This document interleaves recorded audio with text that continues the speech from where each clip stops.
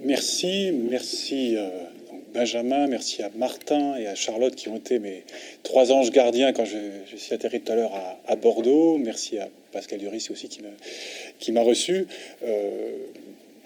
Comme je le disais tout à l'heure, et vraiment en toute simplicité, je suis toujours très honoré et très heureux de pouvoir me plonger un instant dans le milieu universitaire auquel je n'appartiens pas réellement. Le CNES est un institut de recherche et de développement technologique. On est dans le pur et le dur, la poudre, des choses comme ça. Donc, même si j'occupe une place un peu originale, ça me fait du bien de pouvoir respirer un peu l'air de l'université au sens le plus noble du terme. En tout cas, c'est ce que j'attends de ce moment qu'on peut passer ensemble.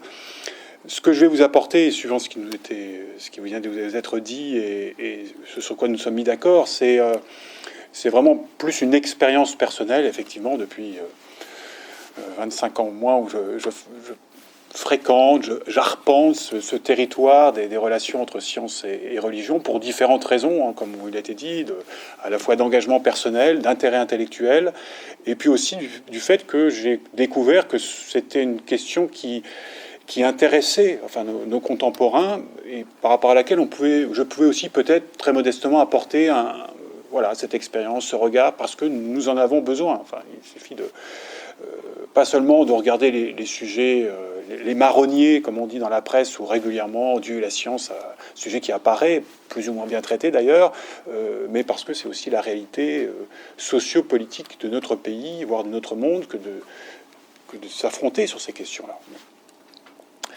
Donc, vraiment, en quelques points, qui sont plus des expériences ou des jalons de l'histoire, de la grande histoire, de mon histoire personnelle, pour vous dire quelques mots, et puis j'espère aussi entamer un dialogue, ou poursuivre un dialogue, parce que nous l'avons déjà commencé avec certains d'entre vous, mais il est difficile d'attendre 17h30 quand on est un peu passionné par ces questions-là.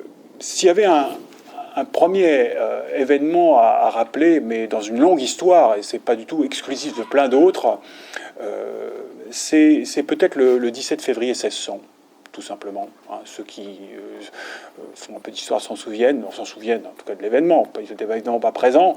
Hein, c'est le jour où Giordano Bruno a été brûlé à Rome. Et bon, c'est un moment sans doute à la fois dramatique pour un homme, évidemment, intéressant sans doute dans l'histoire qui nous intéresse parce que c'est une page qui se tourne. On a souvent dit, et sans doute à juste titre, que Bruno est un homme de l'ancien temps. C'est plus un homme d'avant. Enfin, voilà, on est en 1600, c'est plutôt d'avant 1600 que du monde qui va venir, et que ce grand érudit, ce grand penseur, ce personnage sans doute un peu dingue, parce que le peu qu'on en sache, c'est quand même, il doit être assez dingue, voilà, quelque chose qui se passe, parce que c'est la fin d'un monde et le début d'un autre. On sait que l'un des derniers, probablement les derniers mots qu'il ait pu prononcer face à ses juges, c'est une espèce de dernier sursaut de fierté. En fait, vous avez plus peur que moi, dit-il à ses juges. De quoi pouvaient-ils peur, ces juges? Parce que se dire, au fond, on est en train de quitter un monde. On est en train de brûler le dernier représentant dans cet ancien monde où nous, autorités religieuses, avions toute autorité. Et on entre dans un monde où nous n'allons plus être les seuls à avoir l'autorité au nom de la vérité religieuse que nous possédons, ou cette autorité que l'on nous donne. Et d'autres sont en train de naître, ou sont en train de prendre le pouvoir, ou on va leur accorder ce pouvoir. Et Bruno était le premier représentant, ou un de ces représentants-là. Bruno, qui connaissait bien les idées de Copernic, qui les défendait. Galilée, qui était vivait déjà à cette époque-là, et bon, lui échappera au bûcher. Mais voilà, c'est ce nouveau monde dans lequel nous sommes aujourd'hui, avec des rapports très différents. Alors, ce qui se trouve, c'est vrai que une fois éteint le bûcher de Bruno, de fait, les scientifiques et Galilée, et de ceux qui vont le demander, vont acquérir et vont construire une certaine autonomie et vont pouvoir échapper de plus en plus à l'emprise de cette autorité religieuse, idéologique, philosophique. Bon, ça prendra du temps et ça dépend aussi des domaines dans lesquels ils vont développer leur science. En tout cas, la situation dans laquelle nous sommes aujourd'hui, peut-être pour prendre une autre direction très différente, c'est celle que que j'ai vécu. Alors, je n'ai pas vécu le bûcher, heureusement. Pendant un certain temps, vous l'avez rappelé, j'ai appartenu à un ordre dont on disait qu'on était des allumeurs de bûcher professionnels. Je n'ai jamais allumé de bûcher comme dominicain.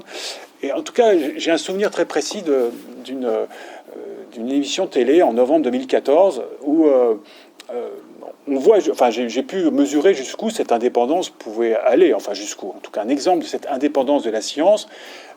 En fait, en novembre 2014, vous vous souvenez de PEP, mais il y a eu un bel événement spatial qui était la réussite de la mission Rosetta avec ce petit instrument Philae qui s'est posé avec quelques rebonds sur une comète.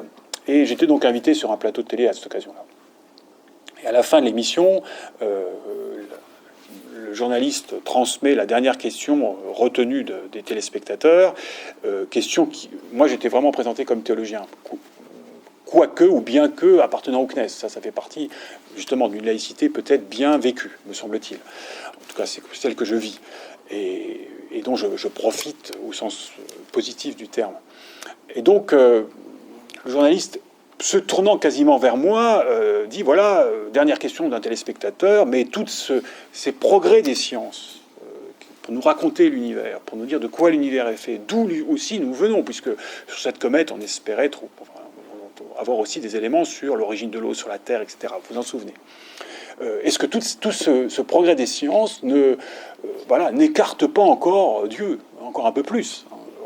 Et avant même qu'il ait pu terminer sa question, et donc en gros avec presque un clin d'œil me transmet cette question, un des participants à cette émission, un astronome très, comment dirais-je, très connu des médias, toujours saute sur sa chaise, il saute toujours sur sa chaise, brave André, et il saute sur sa chaise et il dit, mais les scientifiques n'ont pas à parler de Dieu.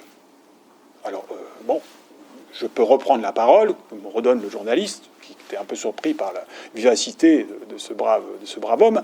Mais je lui dis, mais écoutez, non, en tout cas, peut-être c'est votre position, mais beaucoup de scientifiques, et en particulier dans le domaine qui sont les siens, de l'astronomie, ont parlé de Dieu, des scientifiques contemporains, ou de grands scientifiques du XXe siècle.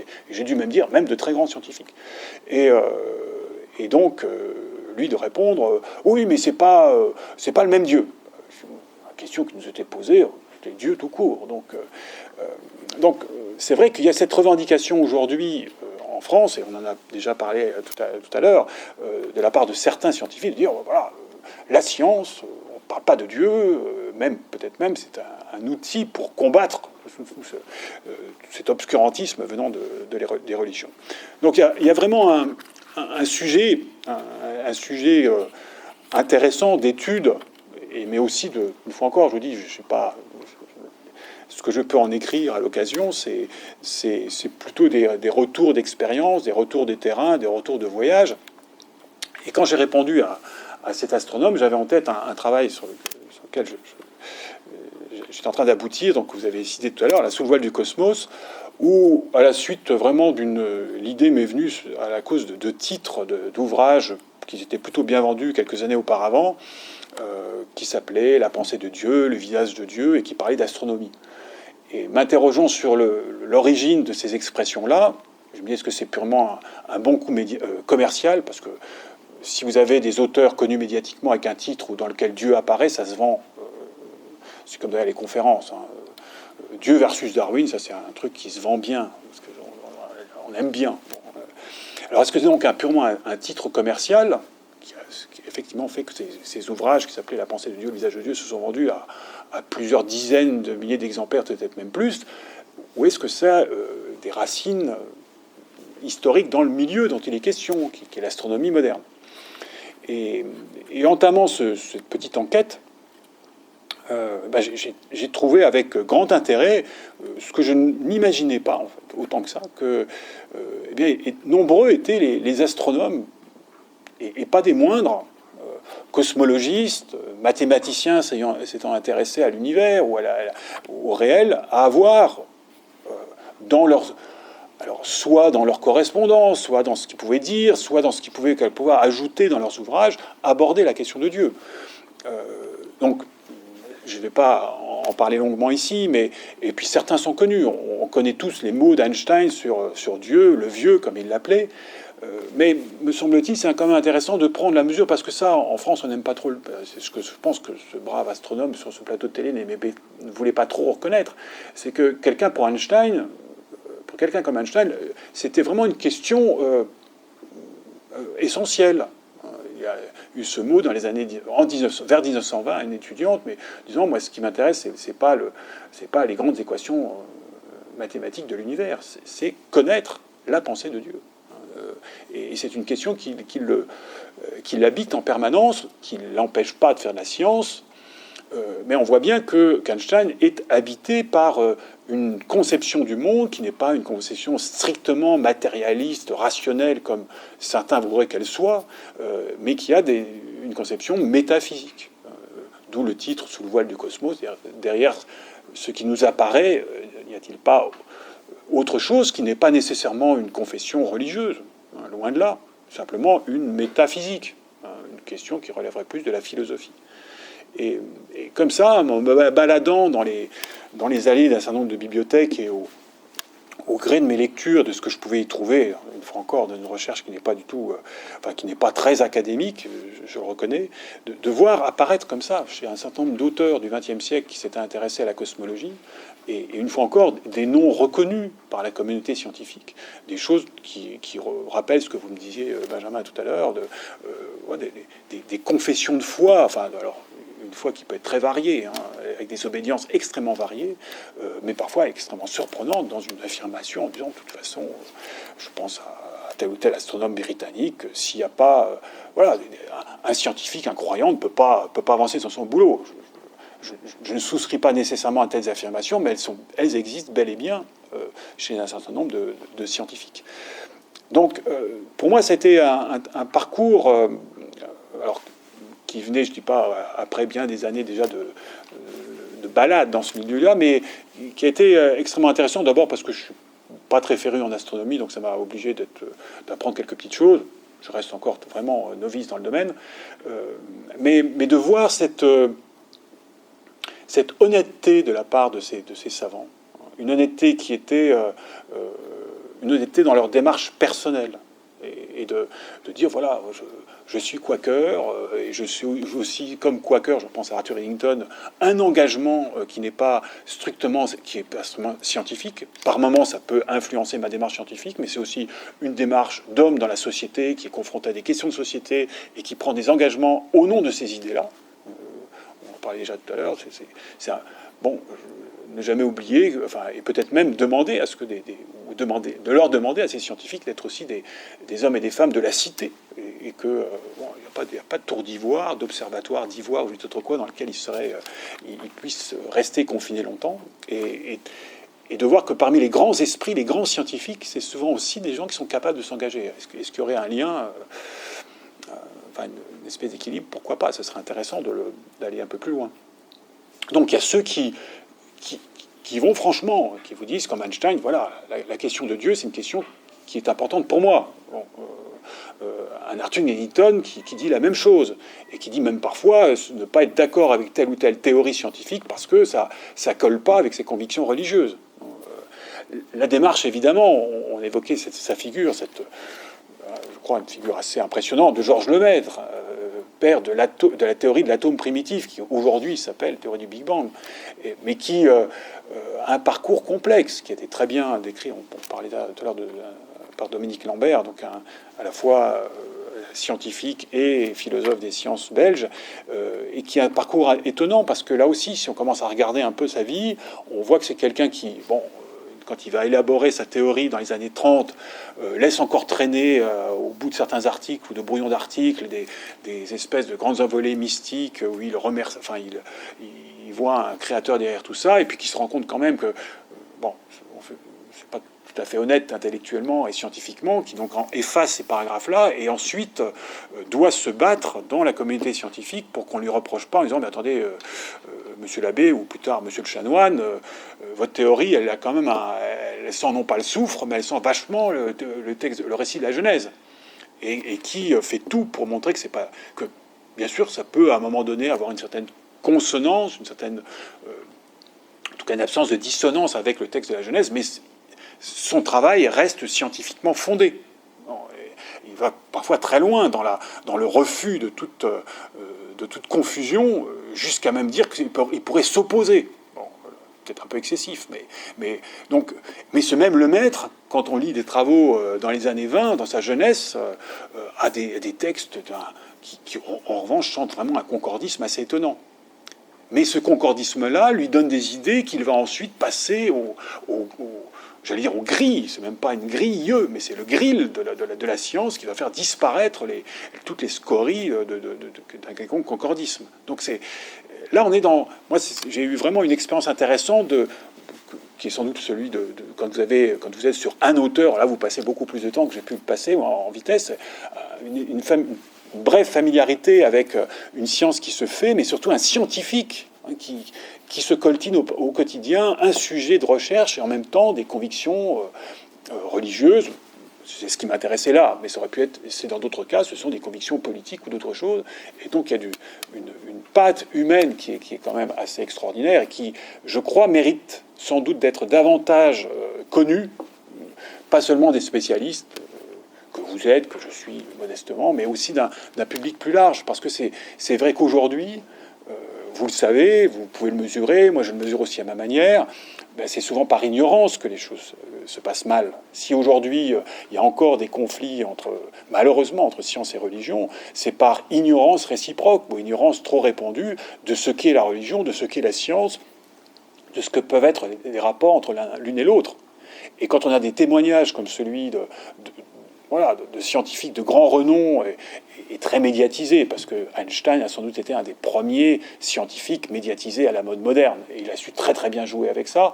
Bon, mais profitons-en justement pour montrer qu'un homme de cette carrure-là, reconnu aussi au niveau scientifique, a aussi eu des interrogations, un questionnement, une quête métaphysique, qui faisait peur à certains et rassurait d'autres. Le plus bel exemple, c'est quand même quand en 1925, je crois, dans ces eaux-là, donc il commence à être connu, il a même la couverture du Time, et puis un cardinal américain s'inquiète de cette nouvelle théorie là, qui semble trop matérialiste à ses yeux, de cardinal catholique, met en garde ses ouailles à l'égard de cette théorie d'un certain monsieur Einstein.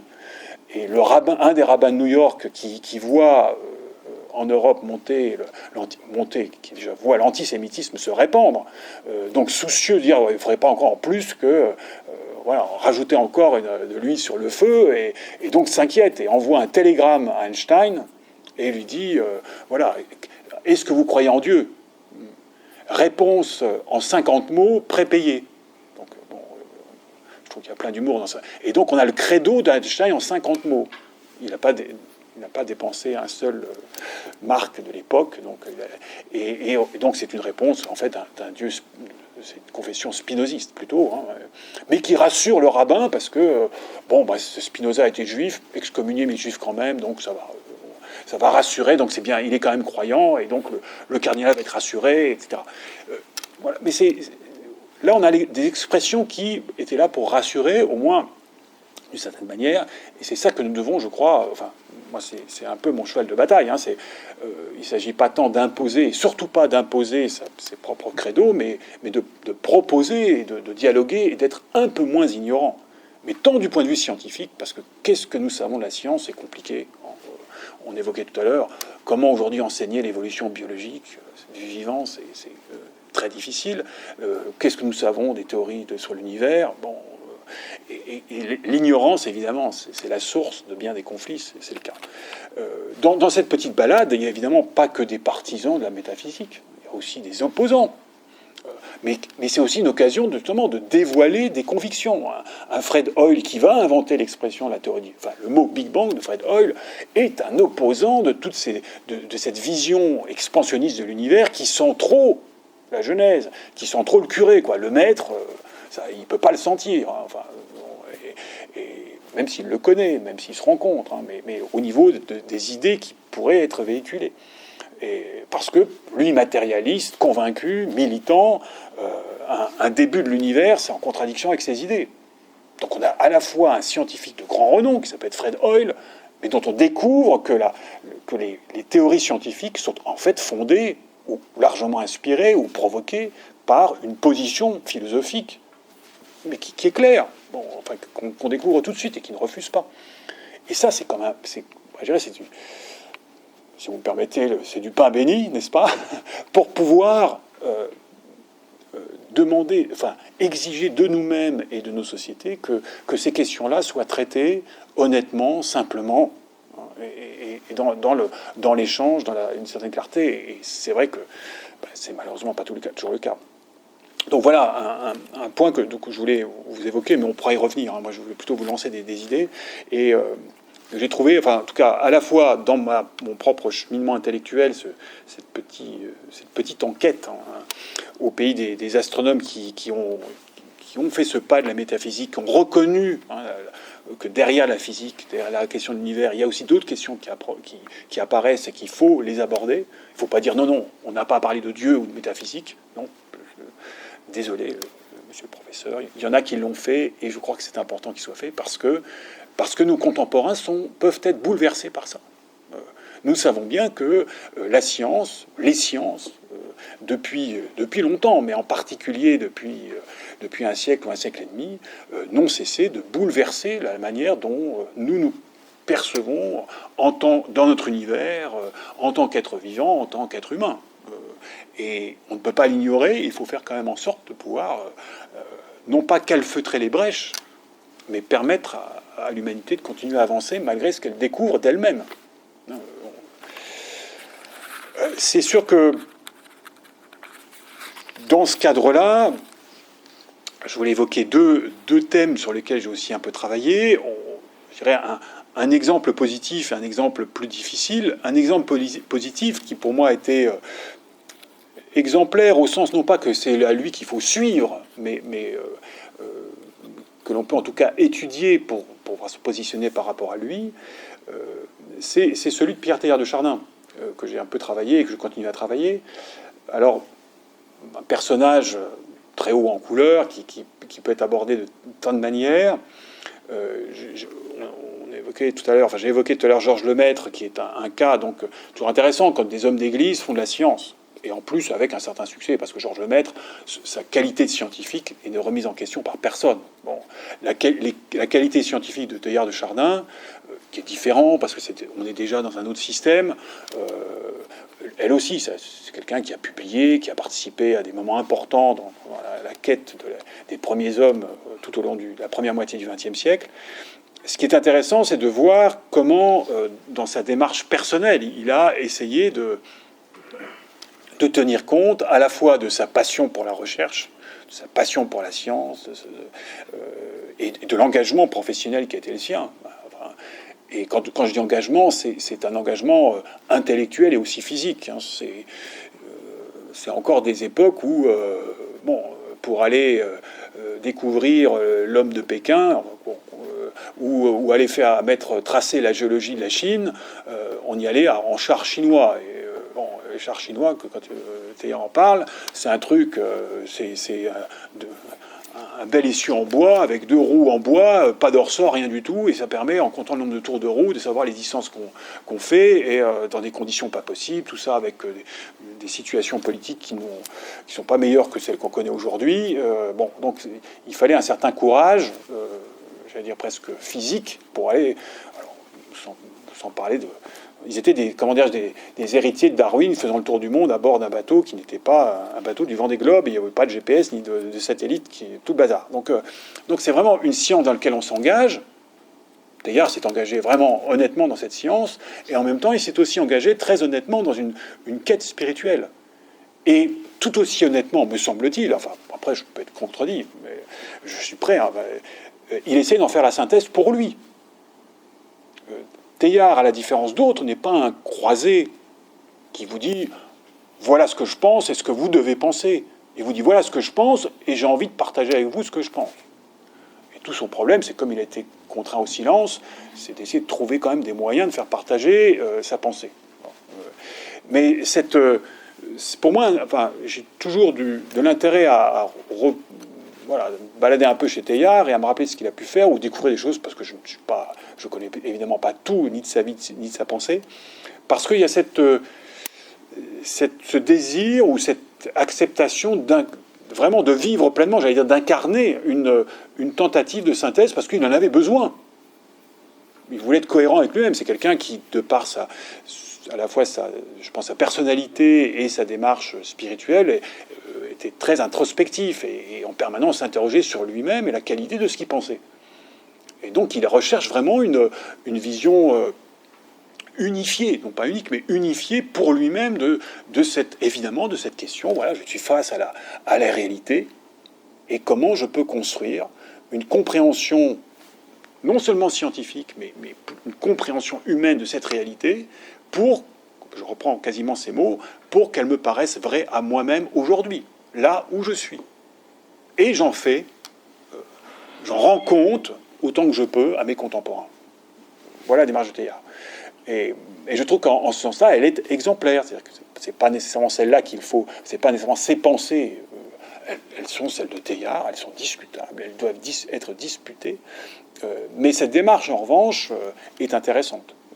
Parce qu'on en a suffisamment de retours pour pouvoir l'analyser et voir ses intérêts, ses défauts, les propres difficultés. Parce que de ce point de vue-là, assez honnête quand même. Enfin, autant qu'on n'est jamais totalement honnête sur soi-même, d'accord.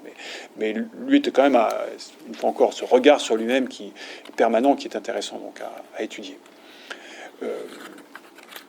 D'ailleurs, puisque j'évoquais tout à l'heure Georges Lemaître, donc on a une position intéressante déjà, voilà, un homme d'église par rapport à la recherche, mais où Lemaître est d'abord un scientifique. Bon, c'est un croyant engagé, mais ce n'est pas un théologien. Il a une formation en théologie extrêmement réduite de par son parcours.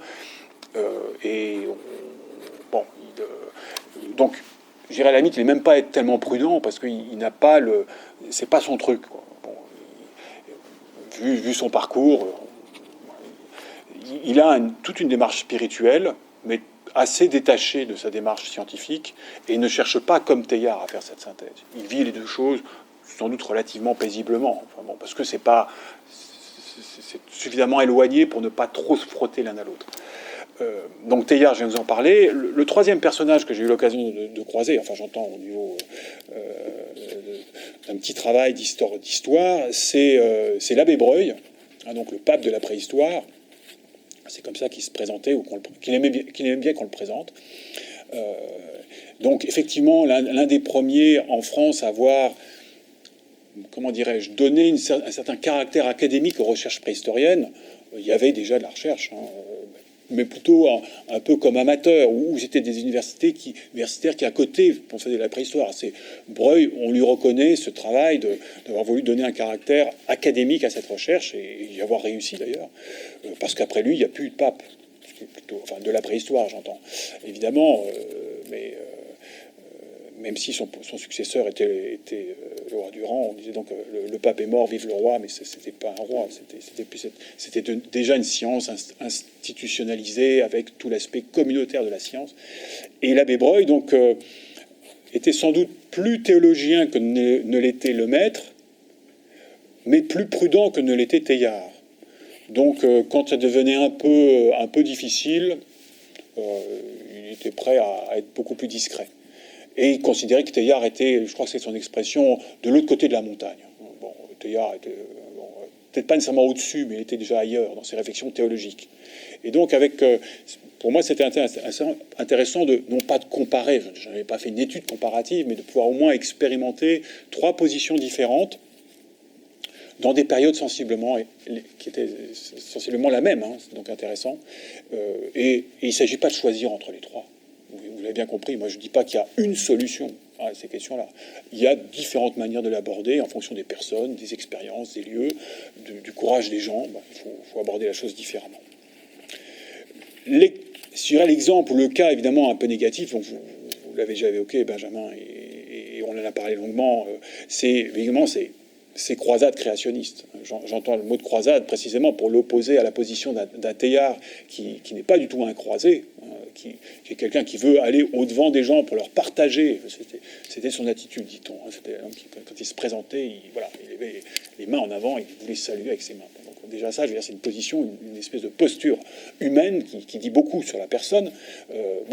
En face de ça, ou en face, au même moment, aux États-Unis, où Teilhard travaille et vit après la Seconde Guerre mondiale, il y a ces croisades créationnistes, qui elles sont vraiment des croisades, avec des croisés, avec des objectifs.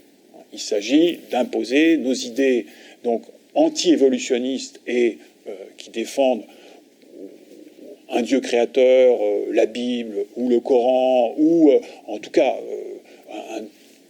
un dessein intelligent contre les autres. Donc il y a vraiment une opposition, et tout ça avec une cible particulière qui est l'enseignement. Donc les jeunes, évidemment. Si on veut avoir une influence dans la société, il ne faut pas aller faire, comme je le fais trop souvent, ce que disent certains, des conférences au troisième âge, avec tout le respect que j'ai pour nos aînés. Mais c'est aux jeunes, évidemment, c'est là-dessus qu'il faut influencer. Bon, ils ont très bien compris, dès le début du XXe siècle, avec ces positions. Donc cette apparition concomitante avec les mouvements fondamentalistes aux États-Unis, donc là, il y a vraiment une association qui se fait, presque naturel, avec des périodes différentes, avec des positions différentes. Donc tout ça, c'est des choses que j'ai essayé de clarifier déjà pour moi, éventuellement. Mais apparemment, ça aide certains. Donc je suis toujours heureux de l'apprendre quand on peut modestement contribuer à un peu de clairvoyance dans notre monde. C'est vrai, alors on en a parlé tout à l'heure autour d'un café, là c'est mon expérience et la chance d'avoir pu profiter de certains événements, heureux ou malheureux, quand il y a eu en janvier 2007, l'envoi massif d'un ouvrage créationniste musulman en France, massif parce que l'ouvrage faisait 7 kilos et envoyé par milliers d'exemplaires. Il s'est trouvé qu'au même moment, moi j'ai publié un petit bouquin qui était beaucoup plus léger, mais qui parlait de ça. Donc c'était une manière pour moi à la fois d'en connaître plus, de rencontrer aussi beaucoup de gens qui se posaient des questions. C'est important de voir quelle est aussi la manière dont, je reviens à ça, notre société, nos contemporains, nous-mêmes, nous réagissons par rapport à ces questions. Les questions qui étaient dans la tête des gens, et puis peut-être aussi contribuer à faire avancer la chose, puisque, je vous le disais tout à l'heure, l'objectif, c'est l'enseignement, donc évidemment, y compris en France, c'est là-dessus que ça se joue. Donc nos collègues, nos amis, ou nos confrères travaillant en SVT qui se trouvent confrontés à cette réalité-là. Alors c'est vrai que quand on travaille un peu cela, c'est là qu'on découvre qu'il y a des il y a des contraintes, il y a des structures, il y a des choses un peu étonnantes même dans le monde universitaire. Chacun aussi balade ses convictions, ses a priori. J'ai longtemps, alors que je suis un petit peu moins des affaires créationnistes, mais quand j'étais un peu plus aux affaires créationnistes, j'étais considéré par les évolutionnistes que je fréquentais. J'ai même écrit des bouquins avec des évolutionnistes où je suis vraiment assez engagé, assez mouillé. Mais quand même, vu les convictions religieuses de Jacques Arnaud, est-ce qu'il ne serait pas un peu une taupe du Vatican? Voilà. Donc certains, encore aujourd'hui, me considèrent comme une taupe du Vatican, même si ma vie a pu changer. Bon, c'est comme ça. Et puis du côté créationniste, évidemment, parce que comme je fréquentais les évolutionnistes, j'avais beau dire que j'avais quand même quelques convictions religieuses et que pour moi, la Bible va aussi signifier aussi quelque chose. Non, mais en fait, j'étais un évolutionniste matérialiste et donc un crypto-athée, mais athée quand même. Enfin bref, donc ce qui pour moi était plutôt rassurant, parce que finalement, si les uns me considéraient un crypto des autres, c'est que je dis pas que j'étais au milieu, mais bon, peut-être que c'est le chemin qu'il faut accepter de tenir un certain temps pour pouvoir tâcher de dialoguer un minimum, sinon avec les extrêmes, au moins avec ceux qui savent pas où être. Parce que c'est quand même la majorité, enfin, vous utilisez un peu cette image, ce qui est vrai, c'est que la majorité d'entre nous se pose des questions. Moi, je trouve que c'est plutôt bien. S'interrogent sur ce qu'ils croient, sur ce qu'ils espèrent, etc., sur les fondements de leur vie. Et se poser des questions, ça reste quand même l'attitude, je trouve, je n'oserais pas dire la plus intelligente, mais quand même. J'aime bien cette image que j'utilise très volontiers, qui vient d'un théologien catholique jésuite, Karl Rahner, qui s'interrogeant sur ce qu'est un dogme, il y a des dogmes en religion, mais aussi des dogmes en science, dit le plus dangereux, c'est pas le dogme. Le dogme, c'est nécessaire. Un dogme, c'est un espèce de jalon au au sein d'une pensée, ça permet de se situer, c'est un repère. Bon, le risque, c'est le dogmatisme, qui existe évidemment d'abord en religion, mais qui existe aussi dans d'autres domaines. Et, disait-il, le dogmatisme, c'est l'ivrogne qui est accroché à son lampadaire. Alors, un lampadaire, c'est génial, c'est l'image du jalon, c'est le repère. Quand il commence à faire nuit, on voit où on est par rapport à différents repères. Mais le danger, c'est de s'accrocher à son lampadaire et de ne plus en bouger. Bon, alors, lui, il rajoutait même l'ivrogne. On pouvait compléter celui qui cherche la clé sous son lampadaire, etc. Enfin, vous pouvez utiliser l'image. Elle est assez performative, je ne sais pas trop ce qu'il faut dire, mais c'est bien ça. Et dans le problème du créationnisme, c'est qu'il y a un dogmatisme. Hein, c'est pas seulement des dogmes, enfin un fondamentalisme, un dogmatisme très fort. Je suis accroché à mon lampadaire, il n'est pas question que je change, parce que c'est trop important. Voilà. Je comprends que ça soit important. Mais le problème, c'est quand le monde change autour, qu'est-ce qu'on fait? On reste accroché à son lampadaire et on va pas très loin. On va simplement à son lampadaire. Et ça existe dans le domaine religieux, mais ça existe aussi en science. Et il y a aussi des dogmatismes idéologiques accrochés aux sciences. Vous avez évoqué tout à l'heure, et donc je pensais aussi l'évoquer, Richard Dawkins, généticien connu, reconnu dans la communauté scientifique. Moi, j'en avais entendu parler depuis bien longtemps par mes collègues évolutionnistes, qui s'engagent il y a quelques années dans une croisade athée, fondée sur la science, ou en tout cas sur son autorité scientifique, que je trouve malheureuse, cette croisade. Enfin, l'ouvrage qu'il publie, en français, c'est Pour en finir avec Dieu. Quel dommage, parce que c'est un esprit que je crois... qui peut aller plus loin, y compris dans sa critique du système religieux. Parce qu'ils peuvent être critiqués. Quand il m'est arrivé non pas de croiser le fer, parce que c'était pas le lieu, mais avec l'auteur de la théologie, j'entends Michel Onfray, bon, il y a des critiques on peut l'écouter, on peut discuter, mais il faut bouger, quoi. Le dogmatisme. Et bon, dans la part de Richard Dawkins, j'étais un peu déçu parce que j'avais lu des choses plus pertinentes et plus, au sens plus bousculantes, que brutalement une espèce de croisade fixée et dogmatique peut-être contre des moulins à vent. Je voulais aussi évoquer, parce que c'est clair que c'est un point que j'ai aussi dû travailler de par ma position, de par mes engagements, de par aussi les questions qu'on m'a posées, c'est évidemment la position des autorités religieuses. Dans les sciences, il n'y a pas l'équivalent de ces autorités. Il n'y a pas un magistère, même si, à juste titre, Stephen Jay Gould parle de noma, de non-empiètement des magistères. Oui, des magistères religieux, ils sont plus évidents, en tout cas à repérer, que les magistères scientifiques, au sens strict du magistère. Alors là, il y a toutes les situations possibles, évidemment, dans l'histoire, mais même dans la réalité contemporaine. Tout de même, j'ai toujours cherché à avoir une certaine honnêteté, enfin une honnêteté aussi poussée que possible par rapport aux autorités religieuses auxquelles je me sens plus proche, qui est l'Église catholique. Il y a eu des temps extrêmement sombres, hein, après autant au moins sur la partie qui m'intéressait souvent, qui était après Darwin, des condamnations, des mises à l'écart. Teilhard, c'est comme un cas, pas tant de condamnation, mais de mise à l'exil. Hein. Bon, allez vous faire voir ailleurs, donc c'était en Chine. Voilà ce qu'on lui a dit. C'est un Dalmas le roi qui faisait partie du même ordre que le mien, qu'on oblige à se taire, et donc d'une manière extrêmement sympathique dans sa nécrologie, on lit simplement qu'il était jardinier, qu'il s'intéressait beaucoup à l'histoire naturelle, alors qu'il s'était coltiné les théories de Darwin et qu'il avait essayé d'écrire là-dedans. Enfin bon, voilà. Donc, cacher ce sein que je ne saurais voir, ça existe toujours, c'est cette hypocrisie. Il y a des choses, mais petit à petit aussi une histoire, avec une prise de conscience que, pour le moins, on ne peut pas ignorer l'existence de toutes ces théories scientifiques et qu'il s'agit petit à petit d'en tenir compte. Donc, avec des situations comme Humani Generis 1950, où on a une espèce de passage, on continue à condamner, mais en même temps, on montre aussi quelles sont les limites. Donc, ça permet de savoir où on peut aussi aller. Enfin, on pose des jalons. On n'est plus dans l'interdiction totale, mais on pose ces jalons qui peuvent être intéressants. Jusqu'à maintenant bientôt 20 ans. Alors évidemment, pour beaucoup d'entre vous, 20 ans, c'est déjà de l'histoire, mais l'histoire quand même, dont vous avez sans doute oublié beaucoup de choses. Et pour d'autres, c'est l'histoire vécue.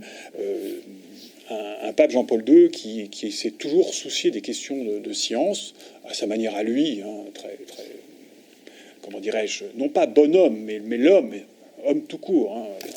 Je ne sais pas si c'est propre à la Pologne, mais ça a sans doute... en tout cas, avait ce côté-là assez extraordinaire chez lui. C'est-à-dire que c'est l'homme qui l'intéressait, l'homme avec son accent extraordinaire, hein, quand il parle en français. Et ça a sans doute beaucoup joué dans la communauté. Enfin, la communauté scientifique, je trouve, ceux qui n'étaient pas systématiquement contre, ont sans doute apprécié ce côté-là, hein, l'intérêt pour. Ça ne veut pas dire qu'on ne discute pas. Sa réhabilitation de Galilée, je ne dis pas qu'on n'y a pas cru, mais bon, c'était une réhabilitation à la mode ecclésiastique, c'est-à-dire que bon, on vous accorde un peu, mais on regarde toujours un peu de l'autre côté, et puis c'est pas des affaires claires, bon, etc. Mais quand même, au moins l'intérêt humain, donc la possibilité de dialoguer.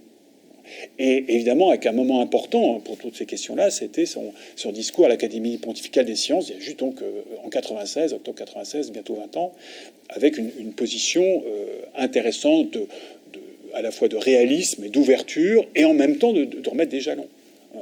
La conclusion de ce discours est importante, c'est justement concerne l'homme. Quand il s'agit de parler de l'homme et du respect de l'homme, enfin de ce qu'est l'homme, la science ne peut pas suffire. Il y a d'autres choses que la science. Donc c'est une manière de dire, attention, on n'est pas non plus en train de dire maintenant il n'y a que la science. Ce que certains voudraient peut-être, certains scientifiques pouvaient le revendiquer à certaines époques. Encore aujourd'hui. Mais là, il y avait aussi une position enfin, à tenir ou à revendiquer comme autorité morale. Même si aujourd'hui, nos sociétés ont plus confiance dans les scientifiques que dans les autorités morales et religieuses classiques. Mais pour autant. Et on peut parler d'élan, suscité par Jean-Paul II, qui a été repris à leur manière et avec leur charisme et leur caractère par Benoît XVI ou un pape François, puisqu'on lui enlève son premier pour l'instant. On attend François II pour rajouter. Et qui ont, je crois, gardé, c'est ça. Alors, ça ne veut pas dire que tout est pour le mieux dans le meilleur des mondes. Il y a fois des cardinaux qui ruent dans les brancards, qui sont un peu moins... comment dirais-je, moins délicats que le grand patron et qui, comme l'un d'entre eux, oublie un peu la réserve qui est de rigueur et commence à critiquer le caractère scientifique de certaines théories scientifiques. Un cardinal qui dit ce qui est scientifique, oui, ça peut arriver, tout à fait, parce que les théories ne correspondent pas tout à fait à ses convictions religieuses. Non, mais là, c'est de l'empiètement de magistère. Donc, il y a encore des choses à faire. Et c'est... Je dirais c'est normal, parce que on est humain dans les sciences, on est aussi humain dans la religion, mais ça ne veut pas dire qu'il faut tout laisser passer. Ça veut dire qu'il faut trouver des moyens, des lieux, des méthodes pour pouvoir analyser, critiquer au sens intellectuel du terme, et avoir un mode de fonctionnement communautaire comme les communautés scientifiques essayent de l'avoir. Bon, ça marche plus ou moins bien, mais ça quand même, ça existe. Et c'est sans doute bon que ça existe aussi ailleurs.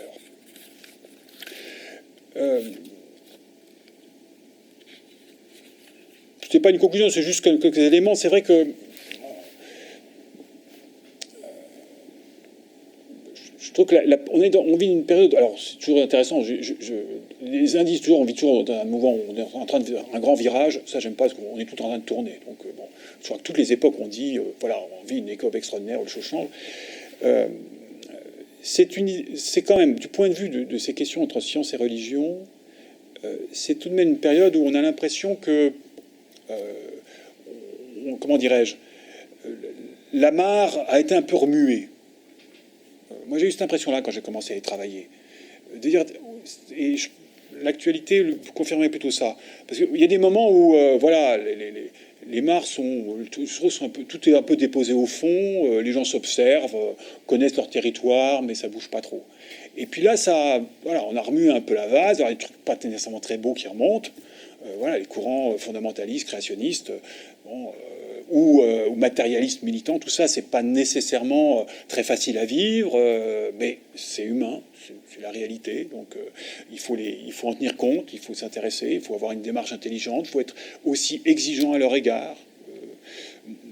J'essaye de développer à l'égard de ces courants, par exemple de type créationniste, comme je dis toujours, un respect pour la démarche croyante qui est la leur, mais en même temps une exigence d'intelligence. bon, vous l'avez dit, moi j'ai fait une thèse en théologie.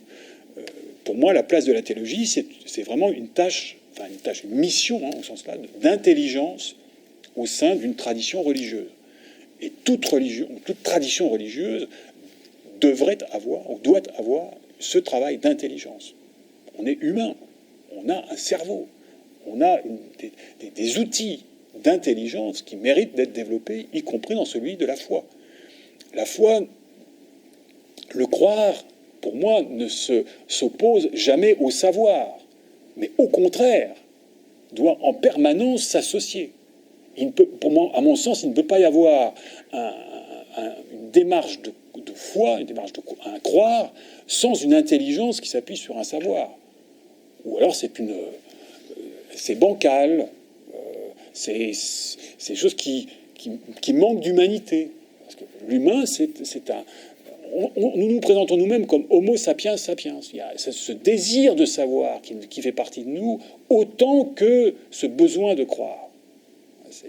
Nous sommes des êtres un peu étonnants. Bon, je ne sais pas s'il y en a d'autres comme nous, on ne sait rien, il y a encore plein de planètes à explorer. En tout cas, ce que nous savons de nous-mêmes, c'est ça. C'est un mélange étonnant d'un désir de savoir et d'un besoin de croire. Donc, plutôt que de les opposer, on constate que ça va plutôt à la catastrophe, ou en tout cas où on s'ampute, où on crée des conflits, il faut simplement reconnaître, simplement, et c'est pas que ça soit facile, mais reconnaître avec simplicité que ça constitue notre être humain et que on peut les allier et que un peu plus alors le mot est prêté à plein de gens, mais vous savez, un peu de savoir ou un peu de science éloigne de Dieu et davantage en rapproche. Oui, il y a une part de vérité dans tout cela. C'est-à-dire que, en tout cas, dans la démarche du croire, dans ce besoin de croire, qui dit l'incroyable besoin de croire, eh bien, on ne peut l'honorer, ou on l'honorera encore mieux qu'on y mettra du savoir et de l'intelligence. Au CNES, donc je passe pas mal de temps et avec un plaisir renouvelé tous les jours, ce qui me pose pas mal de problèmes de gestion de mon emploi du temps, parce que quand on commence à nous badger, alors là, on me tape sur les doigts. Je fais partie du comité de pilotage de notre groupe d'études des ovnis. Le CNES, depuis 40 ans, a un groupe d'études des ovnis. Et là, avec le précédent, puisqu'il vient juste de quitter le poste, responsable de ce groupe d'études, nous avons souvent, et nous discutons encore aujourd'hui, sur la place de la croyance dans ces témoignages de gens. Peut-être que certains d'entre vous ont apporté leur témoignage, ça peut arriver, de phénomènes aérospatiaux non identifiés, c'est le nom plutôt français qu'on retient. Et c'est vrai qu'il y a une dimension. Et de fait, pour moi, c'était aussi une occasion de réfléchir à ça. Paradoxalement, je ne dis pas que c'est là que j'ai le plus avancé, mais parce que les ovnis, on est loin, enfin, même si ça fait pas mal d'années que je fréquente ce lieu-là à cause de ce groupe, c'est vrai que on a là un mélange entre ce désir de savoir. J'ai vu un ovni. Souvent, c'est comme ça que ça commence. J'ai vu un ovni et je veux savoir ce que c'est. Le désir de savoir. Et nous entamons une recherche. On essaie de trouver, on envoie des enquêteurs, etc. Et là, c'est étonnant parce qu'après, il y a différentes situations. Certains, on leur dit, voilà, vous avez vu... en fait, vous avez vu la Lune. Ah non, c'est pas possible. Vous avez vu un avion et on a le repère de l'avion, on a tout... non. Parce que ce que la personne a vécu, il y a un côté absurde, au sens où son expérience ne concorde pas avec sa conception du monde. Il y a un endroit de discordance. Et vous savez, credo quia absurdum. Je crois parce que c'est absurde. Non pas parce que c'est dingue, c'est parce qu'il y a une discordance entre la réalité et la représentation que je fais de la réalité. Et c'est là que s'introduit la croyance. Et donc, oui, c'est vraiment une manière pour moi d'illustrer de nouveau que il ne faudrait surtout pas... Enfin, il faut combattre ces oppositions entre science et religion, entre science et croyance, parce que l'humain ne peut pas supporter... Enfin, ne peut pas... est en danger lorsqu'on l'oppose. On l'évoquait tout à l'heure, très belle préface que Dominique Lecourt, philosophe des sciences, a consacrée au livre de Stéphane Jay Gould, où est introduit cette idée de non-empiètement des magistères. Lecourt souligne très bien, c'est peut-être le côté du philosophe français, hein, une chose qui est pas aussi claire chez Gould, c'est que s'il faut bien séparer les magistères, c'est-à-dire magistère religieux, magistère scientifique, il faut bien les séparer. Il ne faut pas pour autant que cette séparation empêche le dialogue. Parce que, dit Lecourt, là on rentre dans la schizophrénie. Et l'être humain a ce désir de savoir, a ce besoin de croire qu'il doit gérer. Et trop les séparer, c'est nous mettre dans une situation de type schizophrénique, ce qui n'est pas nécessairement une situation d'avenir. Voilà ce que j'ai voulu partager dans mon petit parcours. Évidemment, ce qui m'intéresse beaucoup, c'est l'échange qu'on va pouvoir avoir maintenant.